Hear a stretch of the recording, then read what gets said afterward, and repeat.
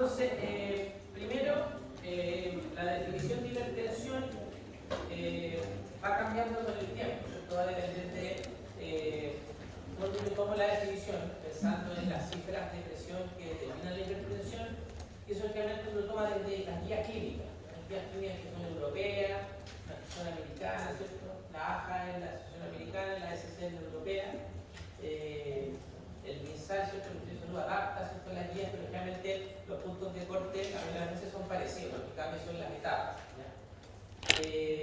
La sospecha se hace obviamente con algunos síntomas y signos que son específicos, ¿cierto? Que tienen que ver con manifestaciones que pueden ser o no asociadas a un daño de órgano blanco. Porque ahí vamos al concepto de hipertensión aguda, ¿ya? O los conceptos de hipertensión crónica que tienen que ver con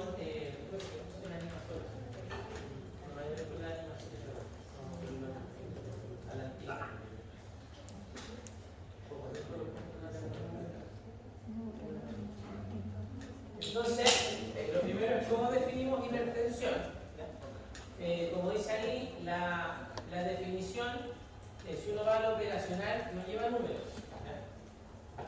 Generalmente uno habla de aumento de las cifras de presión, que son la sistólica y la diastólica, por sobre valores normales. Por lo tanto, tengo que saber lo que es una población normal, y eso va a estar determinado por la edad, ¿cierto? No es lo mismo una hipertensión en un niño de 28 días, ¿cierto? Un neonato, a un niño de 7 años, a un adulto, ¿cierto? De 50. Obviamente hombre o mujer, y condiciones fisiológicas que pueden cambiar las cifras de presión. Por ejemplo, embarazo, ¿cierto? Estado hospitalizado, ¿cierto? Hay un montón de condiciones que pueden hacer que las cifras de presión cambien, ¿ya? Por lo tanto, los determinantes son distintos. Si hablamos de una toma de presión ambulatoria versus un paciente que está hospitalizado cautivo o alguien que, por ejemplo, está sometido a alguna condición de estrés. Me refiero a algún examen específico. Yo voy a medir, ¿cierto?, la capacidad cardiopulmonar con un test de marcha, ¿cierto? Con un test de obviamente las variaciones de presión van a ser distintas si yo al paciente lo someto a una consulta o le estoy haciendo una pesquisa preventiva. Entonces, obviamente los valores cambian, ¿ya?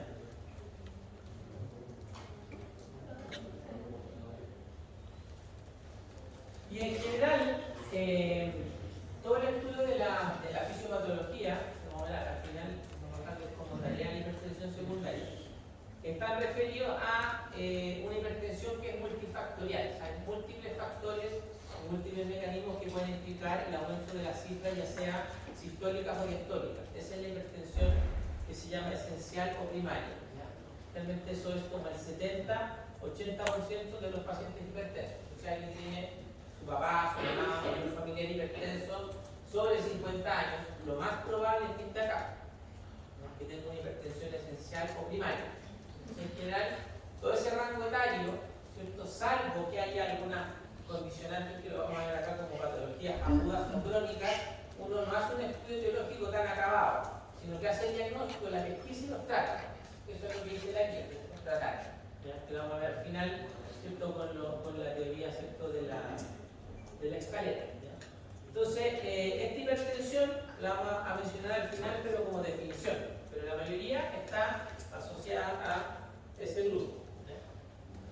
Si uno ve la clasificación técnica, así como yéndonos a la guía, empezar a analizarla, ¿cierto? Obviamente esto no lo puede sacar de cualquier, ¿cierto?, revisión, pero si uno mira las guías de Estados Unidos, que son como las que más ocupamos, y uno ve lo que se ha publicado desde el año 2004 hasta el 2020, más o menos, todas tienen como un punto de corte. Entonces, si alguien le pregunta, oye, mijito, no sé usted que estudia enfermería o que es de la salud, ¿cierto?, usted que sabe mucho, ¿cuándo digo que soy hipertenso? Con un número. Entonces, por consenso y lo que se sabe estadísticamente es que sobre cierto rango hay mayor probabilidad de complicación. Hay complicaciones en todas las tópicos, ¿cierto? Insuficiencia coronaria, disfunción endotelial, ¿cierto? Entonces, ese número, entre comillas, es como el número mágico, ¿ya? Sobre eso están hechas la mayoría de las guías y de los tratamientos farmacológicos o los cambios de estilo que realmente tienen que ir, ¿cierto? O sea, ejercicio, ¿cierto? Dejar de fumar, bajar de peso, consumo de grasas saturadas, ¿ya? Pero ese es como el punto de etapa 1 a etapa 3, ¿cierto? Prehipertensión, está cercano a ese número. Y uno lo ve cuando uno va al estudio de la fisiología clásica, ¿cierto? ¿Qué creen ustedes? ¿Qué es lo que pasa después de 140 con las arterias? ¿Qué puede pasar sobre 140? Porque uno dice, tomamos ese punto de corte, se nos ocurrió.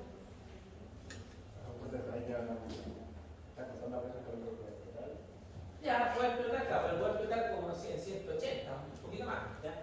Pero realmente sobre 130 empieza a haber disfunción endotelial, que es lo que estamos hablando. Entonces, todos esos fenómenos vasculares inflamatorios, cuando ya llegamos acá, ya están gatillados. Pero lo que se sabe es que, al revés, si yo logro bajar de esa cifra, disminuyo, o sea, la disfunción endotelial se mantiene, pero los eventos clínicos significativos que causan mortalidad bajan, ¿cierto? Y hay un concepto importante que son los eventos cardiovasculares mayores, ¿cierto? Que se llaman en inglés los MACE. ¿Los conocen o le han escuchado alguna vez cuando hablan de eventos cardiovasculares mayores? ¿A qué le suena? Los MACE se llaman MACE porque se llaman Major Advanced Cardiovascular Events. Tienen que ver con eventos fatales, que son el accidente cerebrovascular fatal, el infarto fatal, el infarto no fatal y la insuficiencia cardíaca. Que es en teoría, cuando uno ve a todos estos pacientes con presión alta, por lo que se hospitaliza, vayan a Calcuta, cualquier hospital San José, que tenemos que hacer, todos los pacientes cardiovasculares que están hospitalizados en agudo partieron de alguno de estos eventos. Estos son subsidiarios de probablemente eventos de injuria vascular, por llamarlo de una forma no controlada, no modulada farmacológicamente.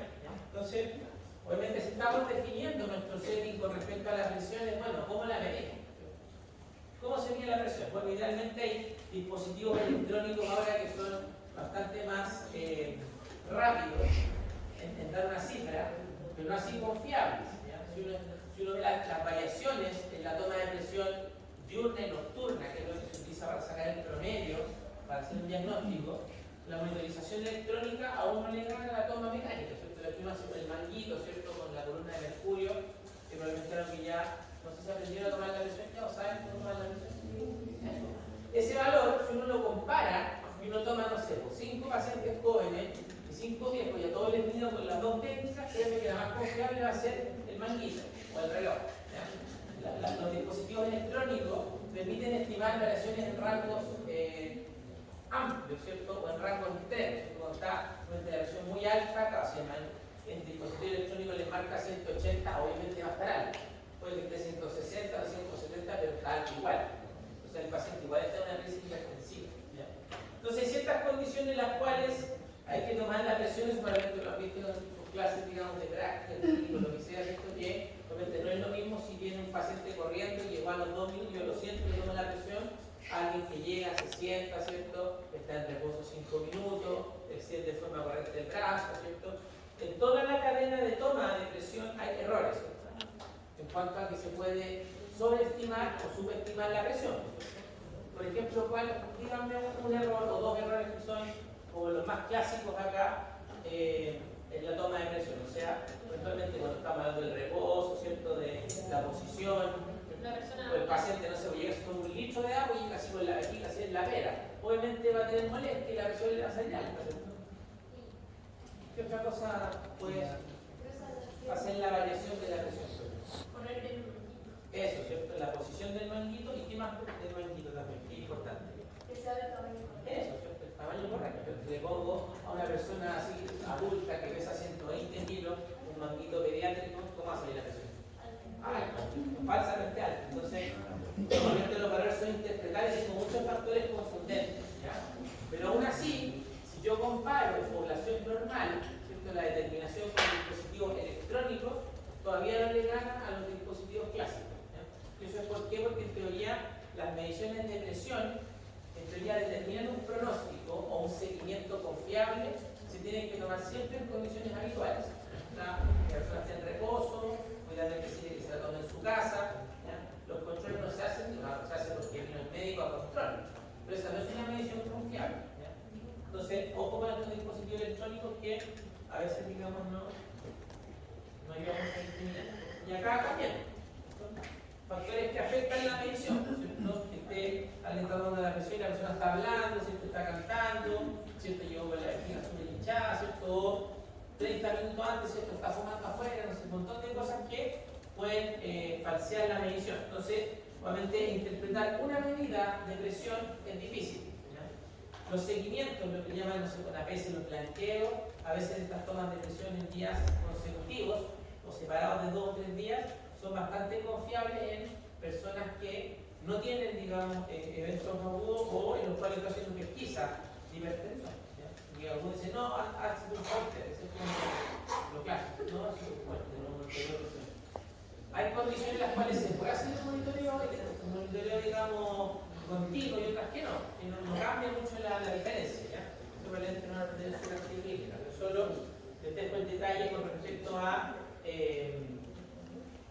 la toma, que es importante. Si hacemos el diagnóstico, hay que saber cómo lo hago.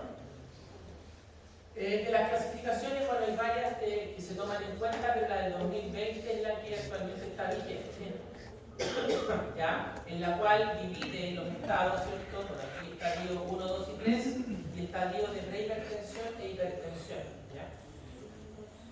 Clásicamente el valor, como decía, sobre 140 determina casi siempre una etapa 1, ¿ya? Hay etapas de prehipertensión que a veces son un poco más bajas, ¿ya? Pero en general lo que se sabe actualmente es que presiones entre 135 y 140 no son presiones normales a una persona adulta dentro de un peso estándar. Si hablamos de etapas extremas, hay ciertas variaciones. En los neonatos, generalmente en los niños, probablemente las presiones sistólicas son más altas y pueden ser normales, y en los adultos mayores las presiones diastólicas pueden ser más altas. Yo creo que en un adulto mayor la presión diastólica puede ser más alta y yo puedo ser más permisivo en el rango, no poner 90 o poner quizás, no sé, 95, yo creo que ¿por qué puede haber esa diferencia? Por el envejecimiento de la Claro, o sea, hay fibrosis y hay cambio en el patrón contractil, se lo llama en la compliance. Por lo tanto, en ese contexto, obviamente la medición es distinta, entonces hay que tomar otros parámetros. Aquí está la clasificación, obviamente esta va cambiando, así que no me interesa que se la aprendan, solo que sepan que hay guías en las cuales uno puede estimar el valor. Acá, por ejemplo, en la actual se toma normal bajo 130 o bajo 185. Antiguamente se decía que este rango era para seguimiento solo de pacientes diabéticos. Ahora se sabe que bajo 130 es un valor normal. Si alguien tiene sobre 135 en 2 tomas, ojo que probablemente hacer una toma sería. Y ese paciente probablemente no está dentro de un carril de presión normal, ¿ya? Entonces obviamente para todo el tema de los factores de riesgo, ¿cierto? Y el manejo de aquellos factores que pueden precipitar una hipertensión, ¿sí? Profe, esto es solo viendo la presión sistólica, ¿cierto? Sistólicas y ahí dice diastólica, las dos. ¿Y la presión arterial media no la consideramos? O sea, me imagino que siempre... Para hacer diagnóstico de hipertensión, no. Pero siempre se tendría que mantener 200, imagino. No. ¿La presión media? ¿Sí? No, la presión media generalmente normal es sobre 70. ¿Ya? La presión media depende del rango de presión diastólica, ¿cierto? Y la presión sistólica, pero no es partido por 2, ¿cierto? Son 2/3 de la diastólica y 1/3 de la sistólica, ¿cierto? Porque el tiempo diástole es 2/3 que es de sistólica, ¿ya? Pero la presión media no es un valor para hacer diagnóstico, me sirve para hacer seguimiento clínico en otras condiciones. O sea, por ejemplo, probablemente la Tatiana les habló del shock, ¿cierto? Cuando tengo una presión arterial media bajo 65 y el paciente no responde a volumen, yo digo, probablemente este paciente está en un shock hipovolémico o un shock séptico. Entonces tengo que hacer medidas para subir la presión media. Pero la presión media realmente está asociada a la perfusión de los órganos o a los rangos de autorregulación, no, ¿cierto?, al daño renal blanco, que depende principalmente de las relaciones bruscas de la presión sistólica y diastólica, ¿ya?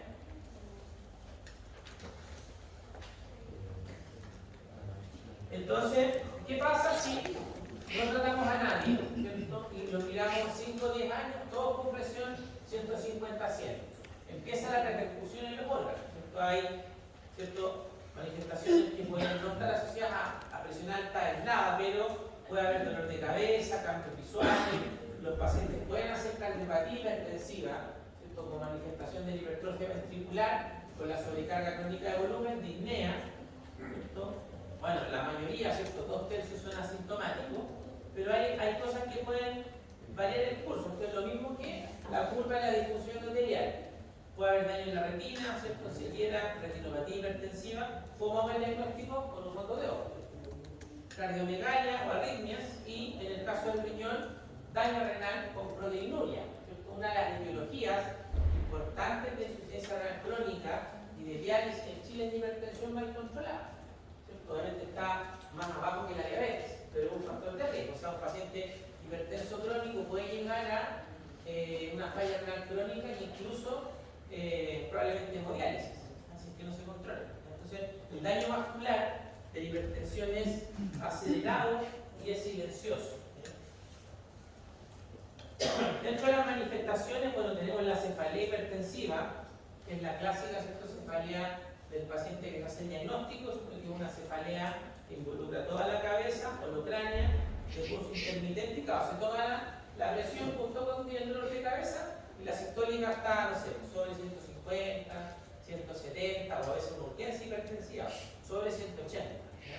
Que es una forma en la cual la mitad más o menos en proporción de los hipertensos sobre 50 años se acelera, un cuadro hipertensivo asociado a una cefalea. Obviamente hay que descartarlo agudo, si no hay que decir, no, mire, váyase para la casa, ¿no? Quédese tranquilo, porque hay pacientes que debutan con cefalea que pueden hacer un accidente cerebrovascular o un cuadro agudo, una hemorragia subaracnoidea, o nunca supieron, ¿cierto?, que tenían un aneurisma y justo en ese momento les subió la presión y el aneurisma se rompió. Entonces llegan con focalidad neurológica. Entonces, ¿cuál es la conducta? Si hay alguien y yo tengo una mediana sospecha de que puede tener una cefalea hipertensiva aguda, ¿qué es lo que hay que hacer? Explíquenlo ustedes. Lo vamos a hospitalizar, le damos teledioxina para que le baje la presión. ¿Qué sería lo más correcto? Un vecino dice, mira, el vecino Juanito viene 180 con sitio de la cabeza. ¿Qué hacemos? Lo mandamos a la urgencia. Llamamos al SAMU, ¿sí? No se deriva a urgencia al tiro como médico general. O sea, sí, pero al final el concepto, claro, es que ese paciente obviamente no hay que desestimar su motivo de consulta y hay que observarlo. Claro, si puede ir al SAMU y que le tomen la presión de nuevo, obviamente los cuadros de cefalea hipertensiva son evolutivos. Eso es importante. O sea, el dolor puede cambiar y significa, claro, que llegó, por ejemplo, con una cefalea hipertensiva y después hizo una hemorragia subaracnoidea al otro día. Entonces puede pasar. Y estos son, esta gente, igual que los infartos, son los casos que probablemente después se auditan. ¿Qué le puso ahí? No tenía nada. Va con 15, se va para la casa. El otro día se le rompió el aneurisma y hubo clase con 3. Se murió. ¿Hay alguna forma de prevenir eso? Como una ruptura de aneurisma o saber si va a ocurrir un... No, clínicamente es imposible, o sea, no le puedo tomar escala a mi persona al día, porque la cefalea es como segundo después del dolor abdominal, motivo de consulta de urgencia. Ahí obviamente la sospecha y obviamente en el caso de ustedes que van a hacer la comunicación del tratamiento, que después se va con el dato para la casa y que sabe que si el dolor le sigue, ¿cierto? Si el dolor le cambia de característica, o si siente alguna cosa rara motora, ¿cierto? Algún déficit sensitivo, pues consulte de nuevo. O tómese la presión en 1 hora, por ejemplo, si hablamos de un cuadro de una urgencia hipertensiva. Contrólese la presión. Si sigue la presión alta, vuelva a consultar, ¿ya?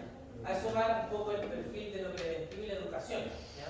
Entonces, nosotros en lo agudo podemos diferenciar la emergencia de la urgencia, en que la emergencia la presión es un poco más alta y generalmente requiere tratamiento endovenoso para bajarla, principalmente vasodilatadores intravenosos, como el nitrogluciato, la nitroglicina, y esos pacientes hay que hospitalizar. El paciente no se puede ir para la casa. O sea, si llegó con 180, un poco confundido, ¿cierto? Menos encefalopático, con dolor al pecho, o tiene cambios en el electro de alguna cosa coronaria, no sabemos, o falla renal, yo lo hospitalizo, lo mando a la casa. Lo defino como una emergencia hipertensiva, ¿cierto? El daño neuronal puede ser clínico o de laboratorio, ¿ya? Y la urgencia no, o sea, tiene la presión diastólica más alta, la sistólica no tan alta, yo le coloco un tratamiento sublingual, por ejemplo, oral, y le baja la presión, lo observo un rato, se le pasó todo, lo catalogo como una urgencia, pero igual le digo cualquier cosa vuelva, no lo mando a la casa y le Entonces, esa es la gran diferencia. Realmente los manejos y las causas son distintas. ¿Ya? En la emergencia hipertensiva hay cosas que tengo que descartar. Si hay signos clínicos, pero realmente no hay gente que sepa los diagnósticos diferenciales de la emergencia hipertensiva, pero puede ir de un cuadro coronario, ¿cierto? Un cuadro cerebral, ¿cierto? A, por ejemplo, no sé, una cuestión rara, una crisis renal esclerodérmica. Entonces, son muchos diagnósticos diferenciales. La cosa es que en el caso de sospecha, lo hospitalizo y lo estudio.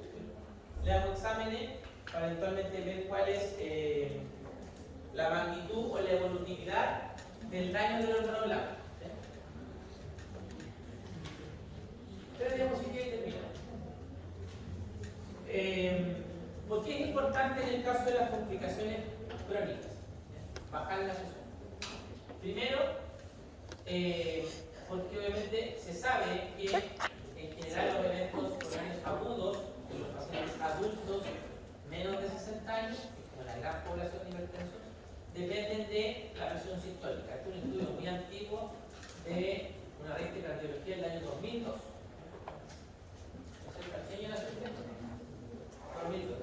Todos chiquitos.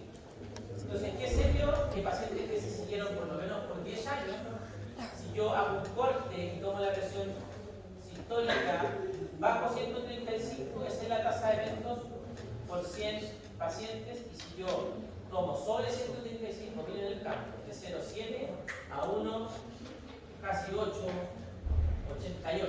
O sea, aumenta bruscamente. Si yo hago una curva así, sería casi una exponencial.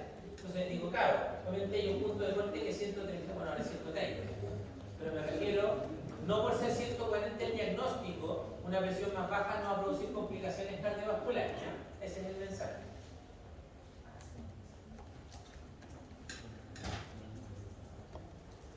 ¿Y cuál es este daño crónico? Entonces, cuando hablamos de urgencia y emergencia, nos referimos al daño agudo. ¿Ya? ¿Sí? La presión arterial, ¿no? Presión arterial media, que está en el entonces, en el caso del daño de órgano blanco crónico, ¿cierto? Hablamos de los efectos de la presión sobre el corazón, hipertrofia ventricular, lo que es la cardiopatía hipertensiva y la insuficiencia cardíaca, ¿cierto? Con etiología hipertensiva. El daño renal con la nefropatía hipertensiva ocurre lo mismo, ¿cierto? El novillo vascular se hipertrofia, después se fibrosa, cae la velocidad de filtración y la retinopatía. Son como las tres manifestaciones del daño crónico, o sea, de injuria endotelial crónico. ¿Ya? Y de los determinantes, dos palabras. Acuérdense de sus clases de fisiología, ¿cierto? De la fórmula de la presión arterial, que es gasto cardíaco por resistencia vascular. ¿Ya? El gasto cardíaco con todas sus determinantes, ya sea autonómica, ¿cierto? La precarga, la postcarga, lo que probablemente lo vieron con Tatiana, cómo eso afecta el gasto cardíaco y el volumen expulsivo. Y en el caso de la presión arterial, ¿cierto? Y la resistencia vascular, la fórmula está, se fijan, al radio de la cuarta potencia. Entonces, si yo en teoría aumento el radio al doble, ¿cierto? ¿Qué debería pasar con la presión? Ejercicio matemático ahí. Eso aumenta a 4, mucho, ¿cierto? Claro, ¿cierto? Entonces, el orden de magnitud no es lineal, ¿ya? Y si más encima le asociamos un flujo, menos, ¿ya? Por lo tanto, esta variable es ampliamente regulada, ¿cierto? Tenemos factores locales como temperatura, pH, ¿cierto? Factores neurales que dependen del desbalance del sistema adrenérgico y colinérgico. Un minuto, deben 2 minutos. ¿Ya? Gracias. Y humorales, ¿cierto? Que tienen que ver con mediadores como la retina que decía testosterona, ¿cierto? La DH, que van a determinar, por ejemplo, el balance de agua y de sodio. Entonces vamos a explicar esto, el balance de sal y terminamos. Entonces, ¿se acuerdan que al principio de la clase nosotros definimos la hipertensión esencial como el 70-80% de las causas de hipertensión? Y dijimos que los mecanismos que explican esa hipertensión esencial no son únicos, se pueden mezclar. Entonces, cuando uno va a estudiar un paciente que sale de lo normal, uno dice, chuta, probablemente hay otros mecanismos, ¿cierto? Eso es la hipertensión secundaria. En el caso de la hipertensión esencial, hay teorías. Se las puede decir, ya, mire, la presión puede subir por esto, puede subir por otra cosa. Entonces, cada teoría tiene obviamente su subteoría o su modelo experimental con ella. Pero las clásicas son las que están acá. La difusión endotelial ya la conversamos. No nos entra en ese detalle, pero en teoría un endotelio más reactivo o con menos capacidad de vasodilatación va a aumentar su resistencia vascular y vencer la hipertensión. De los mecanismos renales y el balance de sal son los que están más estudiados, porque se sabe que si yo restringo el sodio, el paciente baja la presión. Dieta sin sal o con menos sal. Entonces, ¿qué es lo que ocurre en el riñón? Es que frente a una cantidad de sal específica, el riñón retiene más sodio y a su vez inactiva menos, ¿cierto?, otros ejes que pueden crear natriuresis. O sea, bajo un cierto estímulo, el paciente es tan sensible al sodio que en vez de excretarlo, lo reabsorbe. ¿Cierto? ¿Y eso dónde ocurre? ¿Dónde ocurre la transfusión de sodio en el riñón? En el túbulo proximal. En el túbulo proximal. Entonces, todos aquellos mecanismos que determinan, ¿cierto?, un cambio en la sensibilidad son los que lo producen. ¿Ya? Y con esto terminamos. Si ustedes van a la definición, ¿cierto?, si tenemos un paciente que, o un sistema, un modelo en el cual yo le coloco mucho volumen, ¿cierto?, perseo y aumentar, ¿qué va a llevar de impacto cardíaco? Si coloco mucho volumen, ¿cierto?, en un paciente, se voltea un conejo, todos los nichos de suelo así. Aumenta, ¿qué cosa aumenta? La precarga, ¿cierto? Muy bien. Si aumenta la precarga, ¿qué va a hacer el gasto? No aumenta. Entonces, perseo de un aumento transitorio de la presión. La pregunta es ¿por qué la presión baja? Cuando ocurre eso en un sistema homeostático. Porque hay sistemas, ¿cierto? ¿Sabes por qué la presión baja? Usted mismo que dijo. Eso, dígame uno. ¿Qué más? Uno más de más alta presión. ¿Te acuerdan de los barroreceptores? Eso regula la presión. Si aumenta la presión, se extiende el cuerpo carotídeo y aumenta el tono colinérico. Baja la presión. Baja el gasto cardíaco, vasodilatación, receptores muscarínicos. Entonces, esas variables van a determinar el gasto. Entonces, una teoría dice que el paciente en teoría es muy sensible al volumen, porque aumenta mucho la presión, va a hacer que probablemente el riñón elimine menos sodio. ¿A pito de qué? Hay un montón de teorías populares, ese es como el concepto de sodio-sensibilidad. Y por otra parte, la resistencia va a estar mediada porque su eje, renina, angiotensina, aldosterona, va a estar así todo el rato del día, ¿cierto? Como el último que sale de la fiesta, así, la renina sigue activa y sigue alta. ¿Ya? Entonces, generalmente la natriuresis por presión, que define la sodio-sensibilidad, determina cambios bioquímicos y estructurales en el riñón. Por ejemplo, aumento de la presión hidrostática, que va a llevar la presión intersticial, por lo tanto favorece la reabsorción de sodio, si aumenta la presión hidrostática, o que el grado de estiramiento que va a frenar, ¿cierto?, la arteria aferente. Si yo meto más volumen al riñón con la entrada de la arteria aferente se distiende, ¿cierto? Y eso va a generar un aumento de la presión hidrostática en la cápsula de Bowman. Pero si eso no ocurre, probablemente yo puedo seguir metiendo volumen y no aumentar la presión. Entonces, como que el riñón no está cesando que hay más volumen y sigue reabsorbiendo la misma cantidad de sodio, ¿cierto? No genera memoria. Ese es otro mecanismo, ahí vale. ¿Ya? Entonces, en general, la sodio-sensibilidad, bueno, se sabe que hay familias, ¿cierto?, que son hipertensas y que tienen este mecanismo, son como la mitad, que tienen función renal normal, ¿no? Obviamente hay poblaciones que tienen algunas mutaciones, pero generalmente tienen renina baja, no elevan la renina. Y es un mecanismo, digamos, que se ha medido, se sabe que pueden existir esos cambios en estos pacientes. Y esos son los que uno define como sensibles al volumen. Entonces tenemos, ¿ya? Mayor sodio, ¿cierto? Tomo más sodio, ¿ya? Una dieta alta en sodio que en Chile es frecuente, ¿cierto? ¿Cuánto es el consumo promedio de sodio en Chile, más o menos? De sal. ¿Quién sabe? 5 gramos. Tarea de colegio. Un poquito más, casi 10. Entonces, hay un aumento del sodio intracentral.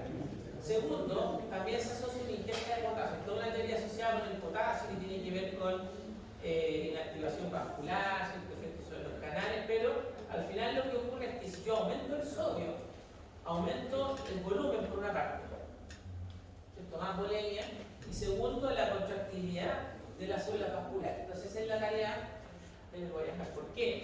Si aumenta el sodio, va a aumentar la contractilidad de las células vasculares. ¿Ya? Lo dejamos hasta acá, y el resto le subo la cápsula de antialérgico. Gracias por la